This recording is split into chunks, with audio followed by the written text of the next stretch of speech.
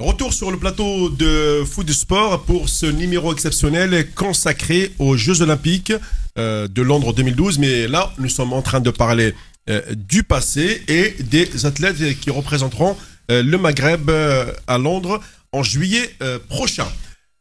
Mohamed, moi j'aborde, si tu permets. Alors avant de l'aborder, parce que j'ai envie de revenir sur la fin de la phrase de Saïd Lasset quand il parlait un petit peu des responsabilités que Saïd Aouta était prêt à accepter, même à titre bénévole, pourvu qu'on lui donne le poste qui correspond à sa compétence, Saïd. Oui, c'était bon. Cela veut dire clairement que l'amour du pays et l'amour des disciplines passent en priorité. Mais quand on voit quand même un ex-coureur qui n'a plus rien à prouver, qui a une carte de visite bien remplie et qui a peut-être une armoire de trophées bien garnie et qui s'intéresse à son pays, cela démontre avec beaucoup d'éloquence qu'au niveau du Maroc, on ne badine pas avec cette discipline. On ne veut pas que cette discipline meure un jour. Et c'est la raison pour laquelle que Saïd Aouita avait demandé qu'il quitte ses obligations professionnelles aux États-Unis et rentrer au pays pour prêter main forte à cette discipline qui, d'après lui, était moribonde parce qu'il voyait que l'athlétisme allait pas crescendo, mais en descendant vers les tréfonds de profondeur. Oui, parce qu'il y a eu un vide après le Guelouj, c'est clair. Oui, il y a eu un vide, il y a eu une cassure.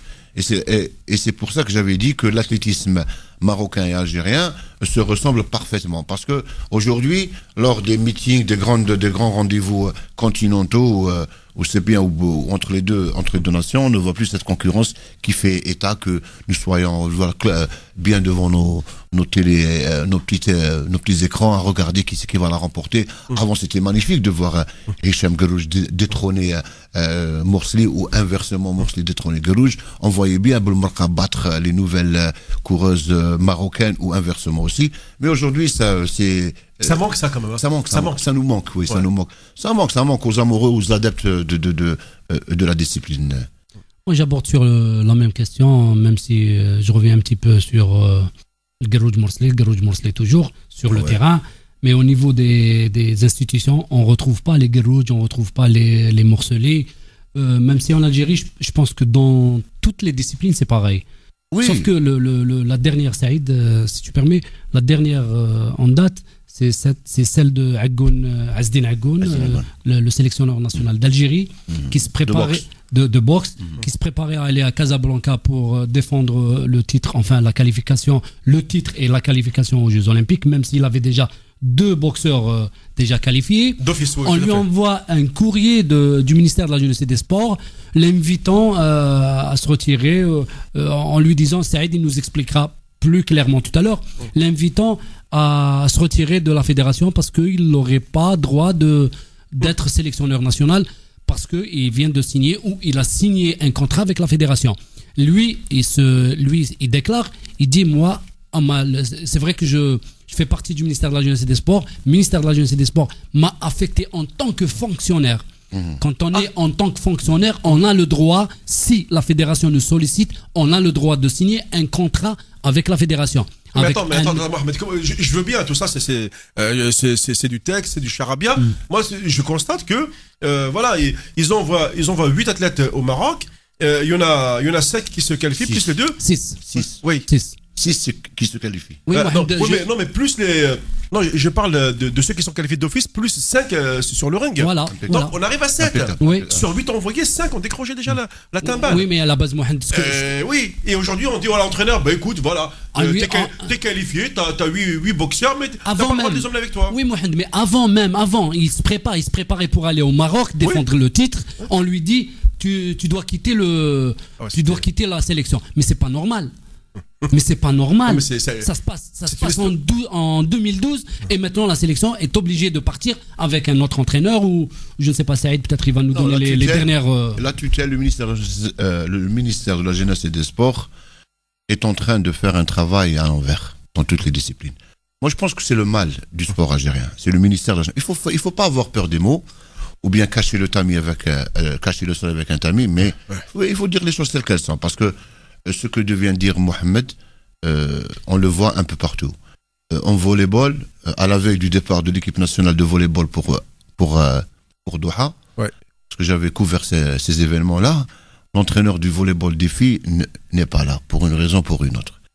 Là, Mohamed nous dit, tout le monde le sait, que Azzedine Agoun devait partir à Casablanca pour accompagner son équipe. Oui, c'est parce que c'est son équipe, on est bien d'accord. Donc maintenant, la question les choses obscures, sibyllines qui se passent au niveau du ministère doivent être clarifiées. Il y a aussi un autre problème. Bon, pourquoi, Saïd, pardon, Saïd, pourquoi, à 2 jours du départ, on lui sort une histoire pareille? Oui, c'est grave, ça.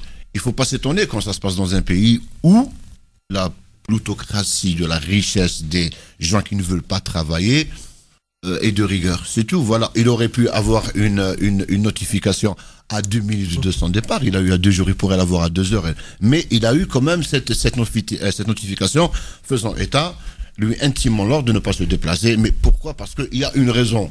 Mais je dis toujours que cette raison reste à l'heure actuelle. Nous, les gens de la presse, ne savons pas. On n'accède pas à l'info, ça c'est clair, comme toujours. Mais on ne sait pas où se trouve la raison.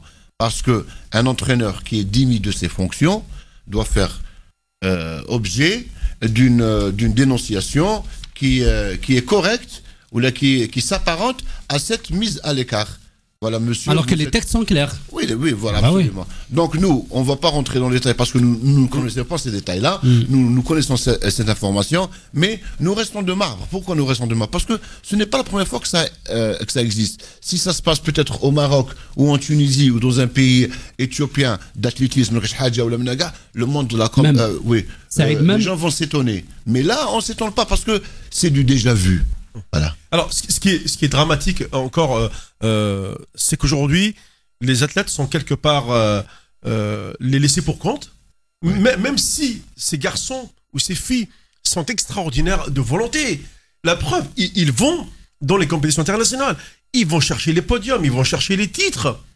Et pourtant, les moyens ne sont pas là. À chaque fois, on leur répète toujours la même chanson, mais les Jeux Olympiques, ça reste quand même l'événement majeur. C'est un événement mondial. C'est une fois tous les 4 ans. Ça représente un pays. Il y a peut-être les dessins, les objectifs, je voulais dire. Les dessins de tout un chacun se tracent avec le travail qu'il fait. Azzedine Agoun avait la perspective de remettre sur des rails la boxe algérienne. À Doha, il avait remporté 5 médailles d'or. Voilà. C'est extraordinaire. Lui, c'est un enfant du Sendé, un quartier de la banlieue d'Alger. Lui, c'est un grand entraîneur, mais il a le langage fonceux rural. C'est la boxe, c'est le noble art. Oui. Alors, c'est un collaborateur de presse. Hein. Il était notre collaborateur en Algérie. Donc c'est quelqu'un qui veut aller de l'avant, en utilisant tous les moyens. Bon, dans la limite de la réglementation, bien sûr. Et je ne sais pas, moi j'ai eu l'occasion de discuter avec lui à Doha, j'ai trouvé en lui quelqu'un qui aime sa patrie, qui aime la boxe, qui aime cette discipline. Et puis peut-être que là, voilà, avec tous les problèmes, nous avons 7 athlètes qui partent à Londres, voilà, qui vont aller visiter le pays des Beatles.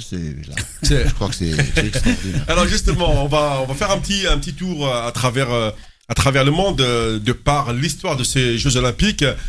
C'est dans un instant avec Nawal et Farid. Il y a un côté plutôt, je dirais, statistique avec Nawal. Il y a aussi un côté, un peu plus politique avec histoire. Avec Farid. Alors, un peu d'histoire, Farid, peut-être pour rappeler aux gens ce que sont les Jeux Olympiques. Alors, on parlait des Jeux Olympiques d'été, principalement. Les Jeux Olympiques, ils datent de la Grèce antique. Et après, ils ont commencé à être rénovés et à être officialisés par Pierre de Coubertin, donc historien et pédagogue français, qui a instauré donc les premiers Jeux en 1896 à Athène d'ailleurs. Et ensuite, il y a eu les Jeux en 1900 à Paris. Donc, je tiens juste à rappeler, vu qu'on fait beaucoup de foot d'habitude, le foot, quand même, les JO ont été la première compétition pour le football au niveau international, avant même que la Coupe du Monde arrive en 1930. Donc, c'est quand même les Jeux Olympiques gardent une importance incroyable au niveau planétaire. Donc, les JO d'été, ont vu arriver par la suite en 1924 les Jeux Olympiques d'hiver à Chamonix. Et donc par la suite, donc tous les 4 ans, on avait droit à ces 2 Jeux olympiques là. Et il a fallu attendre 1994 les Jeux olympiques d'hiver à Lillehammer en Norvège pour qu'on bascule dorénavant. Ouais. En fait, et tous les éviter 4 un ans, petit peu d'avoir 2 Olympiades la même année. les Jeux olympiques d'hiver se font maintenant tous les 2 ans intercalés avec les Olympiques donc d'été. Au niveau de l'histoire, déjà, en ayant lu pas mal de documents, j'ai remarqué que jamais un pays africain n'avait organisé les JO. Ouais. Et aujourd'hui, voilà, j'ai envie d'en parler parce que je me dis, c'est un combat à mener aussi. L'Afrique du Sud, je suis d'accord, Farid. L'Afrique du Sud a organisé la Coupe du Monde. Pourquoi pas les JO? Donc, ça veut dire que c'est un pays qui a la capacité aujourd'hui à organiser un grand événement sportif, y compris planétaire, comme tout à fait. Donc, les JO, pardon. On l'a fait pour la Coupe du Monde. Ça serait bien qu'on réussisse un jour à le faire pour les JO. Moi, surtout, il y a un point aussi au niveau des Jeux Olympiques. Faut savoir que les Jeux Olympiques ont souvent été liés à la politique. Exact. Et il y a ce qu'on appelle, moi ce que j'appelle un petit peu cette sorte de virus où on trouve souvent le boycott, le dopage, la corruption, le terrorisme aussi, à partir de 96 je crois à Atlanta. Et voilà, donc c'est quand même assez important. Il y a eu des faits marquants au niveau politique. Les plus grands boycotts, on s'en rappelle, c'est 80 et 84. 80, les Jeux de Moscou. En Russie. Et 84, c'était ceux de Los Angeles, où il y a eu la réciprocité des pays de l'Est qui ne sont pas venus aux États-Unis. C'était la réponse du berger à la bergère. Exactement. Tout à fait, c'est ça. Exactement. Il y en a aussi en 68, 72 et 76. Oui. En rapport à l'apartheid. 68, c'est Mexico. Mexico. 72, c'était Munich avec le fameux attentat des Palestiniens. Et ça, alors pourquoi les nombreux c'était le Black Power? Le Black Power, absolument. Bah là, les pays africains, c'était en 76, avaient carrément boycotté. C'était à Montréal, il me semble. À Montréal, tout à fait. Par rapport à l'apartheid en Afrique du Sud. Ouais. Juste un fait aussi, bon, c'est vrai qu'il y a eu 3 Jeux Olympiques qui ont été annulés dû aux guerres, Première Guerre mondiale, donc la 1916 à Berlin et ceux de 40 et 44. Ouais.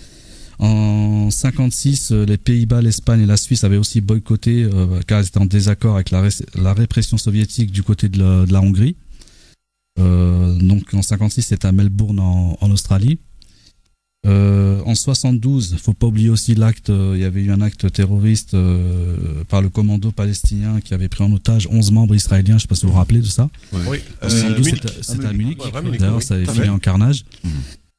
Et en 1980, on en a parlé donc à Moscou avec les USA qui se tirent un petit peu. Oui, sur l'espoir de l'Afghanistan. Voilà. C'est vrai que les JO ont souvent été otages. Malheureusement de la politique. Je crois qu'il a fallu attendre quasiment le début de la nouvelle ère pour voir des jeux un peu plus. On va dire ça a commencé avec Atlanta. 2000 Sydney, 2004 Athènes, 2008 Pékin. Tout à fait. Donc c'était à partir. Même Pékin n'a pas été boycotté, non? C'est puisque maintenant il y a eu un petit boycott, moi justement à Pékin. C'était Reporters sans frontières qui avait utilisé le drapeau olympique, qui avait mis un fond noir à la place du blanc et qui avait mis des menottes à la place des anneaux. Voilà. Pour protester par rapport aux droits de l'homme. C'est plus, c'est plus un mouvement de protestation qu'avec une nation qui refuse de participer. On est bien d'accord. Non, c'est ça. Et puis 90, je crois que c'était Barcelone, il me semblait. 92, c'était Barcelone. 92. Et juste pour finir, moi, il y a un fait historique. C'est vrai, j'ai hésité tout à l'heure avec Mohamed Zawi parce que c'est vrai qu'il est chez moi, etc. Mais j'adore quand il dit il est chez moi.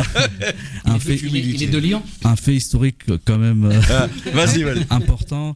Jesse Owens quand même. Ah oui. En 1936. L'homme qui a défié Hitler. Et il a pris 4 médailles d'or sous les yeux d'Hitler. Et il a une réponse cinglante à ce qui se passait à l'époque avec le fascisme. Donc c'est quand même pour moi un fait, l'un des plus grands faits historiques. Il les a pas eu sur le champ, il les a eu 38 ans après. Il les a eu 38 ans après. C'est incroyable. En 36, il a récolté 4 médailles.